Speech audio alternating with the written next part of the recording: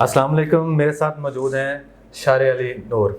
तो आज हम इनसे जानते हैं कि मार्केट के अंदर जो है ना, रियल एस्टेट मार्केट सेक्टर के अंदर जो है इस तरह की सिचुएशन भी आती है कि डाउनफॉल भी आता है और हाईएस्ट जो है ना वो प्राइस ब्रैकेट जो है ना हमें देखने को मिलती है, वो बिल्डअप प्रॉपर्टी हो, वो कोई भी प्रॉपर्टी हो, उसके अगेंस्ट। इस सिलसिले में हम जानते हैं, अली आप मुझे ये बताइएगा कि ये जो सेक्टर है, जो फैक्टर चल रहा है इसके अंदर, कि आज क्लाइंट कहता है कि मैं डूब गया हूँ, मेरी इन्वेस्टमेंट जो थी वो 25 लाख की थी, वो 1 करोड़ की थी, वो मेरी आज जो है ना वो बहुत कम हो गई है। तो क्या इस सारे सिनेरियो के अंदर कस्टमर लुट गया है कि उसकी जो ये इन्वेस्टमेंट है ये डूब चुकी हुई है? इसके बारे में मुझे थोड़ा बताएं। जी ठीक है, मैं थोड़ा सा ब्रीफली आपको एक्सप्लेन कर दूंगा।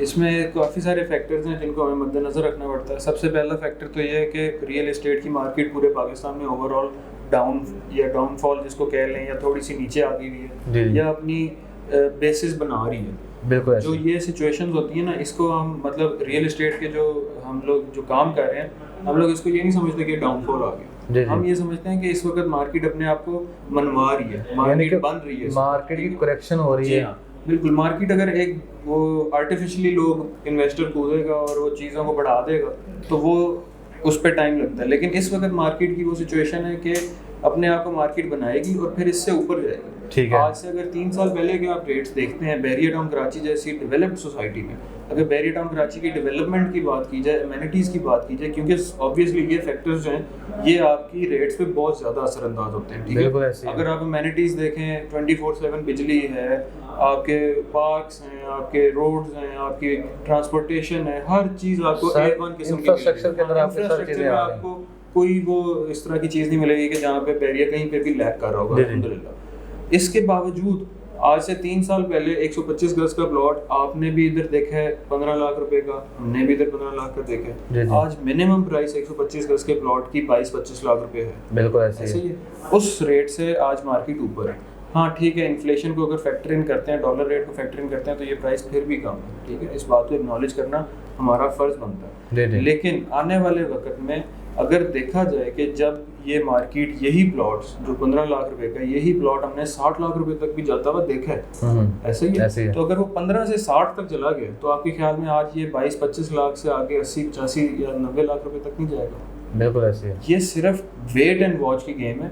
जिसको कोई मजबूरी है, अल्लाह ना करे अगर किसी को सेल करना है तो वो मार्केट में उतर रहा है, वरना ये सेलर्स मार्केट नहीं है, ये बिल्कुल एक बायर्स मार्केट है कि जिसको चीज़ खरीदनी है उसकी जीत है। लेकिन जैसे हम ये सेगमेंट भी कर रहे हैं डील ऑफ द डे, इसके अंदर अगर बायर कुछ चीज़ परचेज करता है तो वो फ़ायदे में।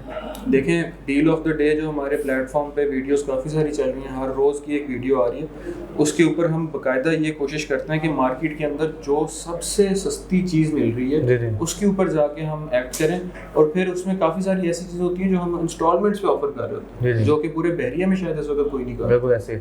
अच्छा, ये सारी चीज़ें तो होगी आपकी, यानी कि इन्वेस्टमेंट की यहाँ पे, तो ये सारे मामला हो गए।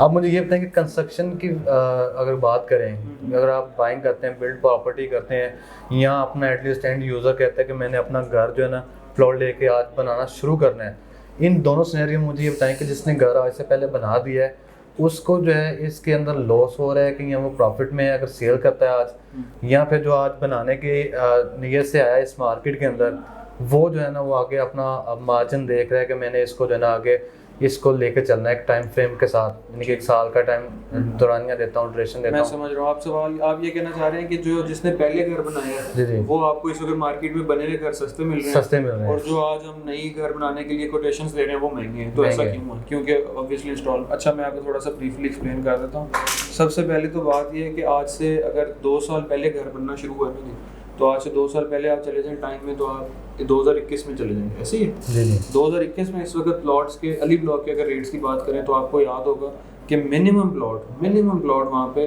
65 लाख रुपए का था। ठीक है, ऐसे ही है। 2021 के एंड पे या 2021 के शुरू में ये रेट्स थे। अगर आप 2020 या 19 में जाते हैं उस वक्त प्लॉट का रेट 30 लाख 30-35 ऐसे ही है। अब जिसने आज विला डिलीवर करा ना, उसने प्लॉट लिया हुआ है मार्केट के अच्छे रेट पे, यानी कि कम प्राइस के ऊपर लिया, उसने लिया हुआ है 60-65 लाख रुपए का प्लॉट। ठीक है, 2021 में उसने बाइंग की। ठीक हो गया। अब वो जब उसने कंस्ट्रक्शन की थी उस वक्त कंस्ट्रक्शन कॉस्ट तकरीबन 70 लाख रुपए थी। ऐसे ही है। ठीक है, अब 70 लाख की कंस्ट्रक्शन कॉस्ट अगर 60 लाख में भी ऐड कर देते हैं तो ये आपके तकरीबन 1 करोड़ और 40 लाख रुपए 30 लाख रुपए बन जाएंगे। ठीक है, वो आप उसके अंदर पोजेशन यूटिलिटी के मिसलेनियस 10 लाख रुपया डाल लें, 1 मिलियन वो डाल लें, 1 करोड़ 40 लाख का उसको पड़ता था। आज आपको वो ब्रेक इवन रेट पे वो लोग चीज़ें सेल कर रहे हैं। बिल्कुल, क्योंकि ऑब्वियसली हो सकता है उन्होंने प्लॉट भी अच्छे रेट पे लिया हो सकता है उन्होंने प्लॉट 40-45 का लिया हो, वो उस रेट को रख के अपने दिमाग में अपना 5 से 10 लाख का मार्जिन रख के आपको सेल कर रहे हैं। अगर आज आप विला बनाने की तरफ जाते हैं ना तो आपको खाली कंस्ट्रक्शन कॉस्ट 1 करोड़ रुपये से कम में नहीं आएगा। अच्छा, यहाँ पे मैं आपसे इस वाली बात की, आप अभी बात को ड्रॉप कर रहा हूँ कि इसके अंदर देखें 2 साल पहले की बात कर लें तो तब प्लॉट महंगा था, कंस्ट्रक्शन जो रेट्स है वो कम थे। आज अगर देखें तो प्लॉट जो है वो सस्ते हैं और कंस्ट्रक्शन के जो रेट्स उनके अंदर इंक्रीजमेंट जो है ना मैं देख रहा हूँ मेरी डेली बेसिस के अंदर। ठीक है ना, तो अभी इन दोनों सिनेरियो के अंदर जो है वो वाला टाइम अच्छा था कि आज का टाइम अच्छा बाइंग के लिए? देखें बाइंग के लिए अगर तो सिर्फ प्लॉट की बात करें जी जी तो फिर आज का टाइम ज़्यादा बेहतर है। इसमें मेरा क्वेश्चन ये कि बना हुआ अगर बिल्ड अप प्रॉपर्टी वो बाइंग करनी आज बेहतर है कि यहाँ से? हाँ, अगर बिल्ड अप प्रॉपर्टी की बात करते हैं तो उसमें आपको ज़्यादा फायदा होगा कि आप कंस्ट्रक्टेड चीज़ ले लें।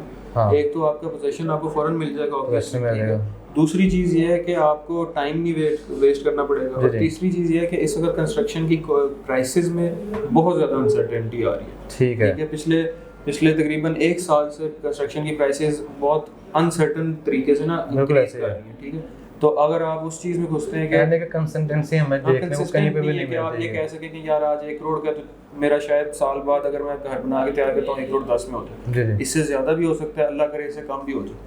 तो कहने का मकसद ये है कि अगर आप आज ही सारी पेमेंट कर सकते हैं तो बेहतर है कि आप आज जो कंस्ट्रक्टेड चीज़ है अपना जाकर कम रेट पे लेके तो आप इसको रहना भी शुरू कर सकते हैं।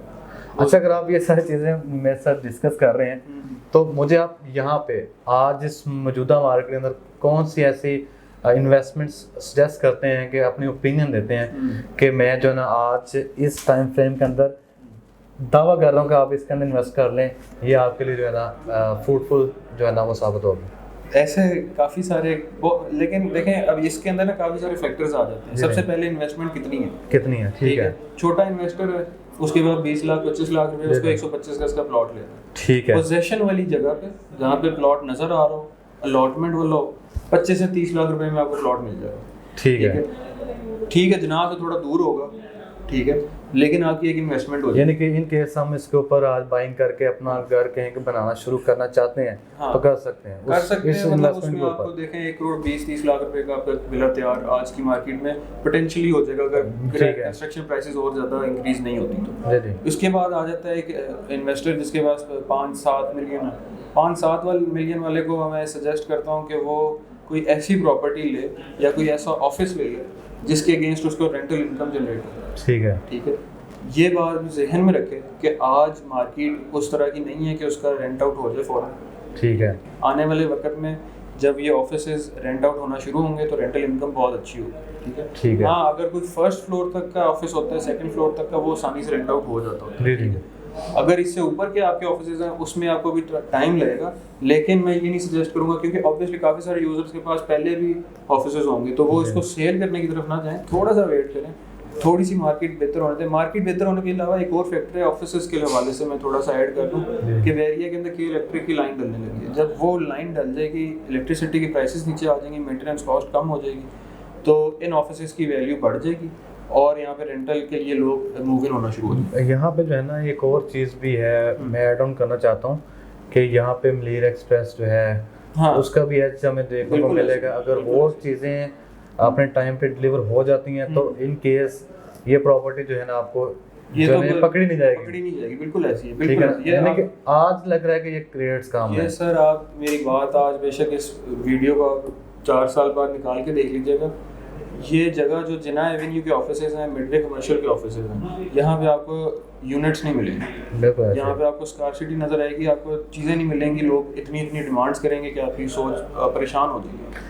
इसकी मैं आपको एक एग्जांपल भी देता हूँ। इसकी एक एग्जांपल लाहौर के अंदर लेक सिटी सोसाइटी है, उससे आप अगर कंपेयर करें इसके रेट्स को, लेक सिटी के रेट्स मुझे बड़ी अच्छी तरह से याद है कि रिंग रोड लाहौर में जब नहीं बना था ना, बिल्कुल 10 मरले का प्लॉट आपको 30 लाख रुपए में मिलता होता था, 25 लाख में मिल जाता था, 20 लाख रुपए तक भी मिलता था। आज आपको वो प्लॉट 4 साढ़े 4 करोड़ रुपए का मिल रहा हाँ, है। इतना फर्क, इतना देना सिर्फ देखें जब कम्यूट इजी होगा ना, लोगों का आना जाना आसान हो जाएगा, तो रेट्स ऑब्वियसली बढ़ेंगे, क्योंकि अमेनिटीज ऐसी और कहाँ पे हैं। आप BHA चले जाएं, वहाँ पे 500 गज का प्लॉट आपका सिर्फ 12-15 करोड़ रुपए का ऐसे ही है, ठीक है, और वहाँ पे अमेनिटीज है ही कोई।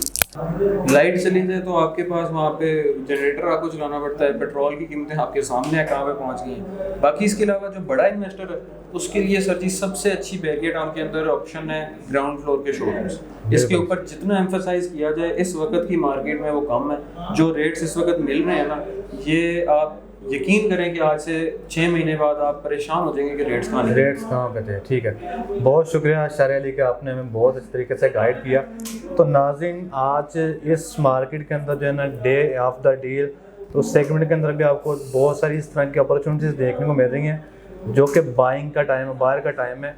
आप बाइंग करें और उससे फ़ायदा उठाएँ। और इस सारी वीडियो को बनाने का मकसद ये था, इसके अंदर डिस्कशन करने का मकसद ये था कि जैसे जैसे ये हालात बेहतर होते हैं तो इस मार्केट के जो रेट आज आपको मिल रहे हैं, आपको ये रेट्स जो है ना दोबारा देखने को नहीं मिलेंगे। तो आज अच्छा टाइम है फॉर इन्वेस्टमेंट, तो आप अपने इन्वेस्टमेंट को जो है यहाँ पे कर सकते हैं। बाकी आपको कोई भी कंसर्न हो तो आप हमारे दिए गए स्क्रीन नंबर पे हमसे कॉन्टैक्ट कर सकते हैं। Thank you so much. अल्लाह हाफिज़।